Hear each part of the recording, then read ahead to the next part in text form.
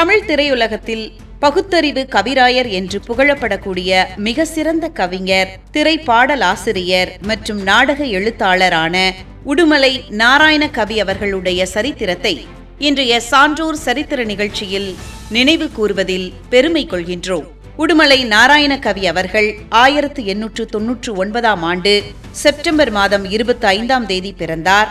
1981 ஆண்டு மே மாதம் 23ஆம் தேதி இயற்கை எய்தினார்.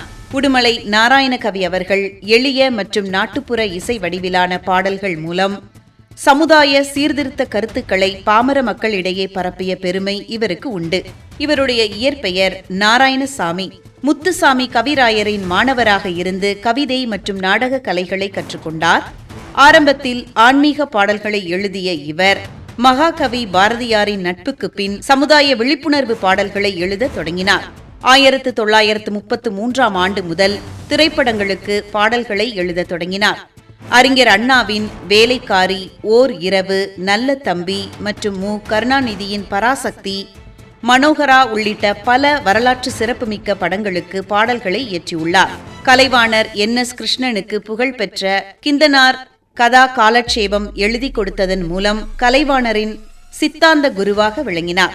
மூட நம்பிக்கைகளை ஒழிப்பதற்கும் பெண் விடுதலை மற்றும் சாதி ஒழிப்பிற்கும் தனது சாட்டையடி வரிகளால் குரல் கொடுத்தார். தமிழ்நாடு அரசின் மிக உயரிய விருதான கலைமாமணி விருதை பெற்றுள்ளார்.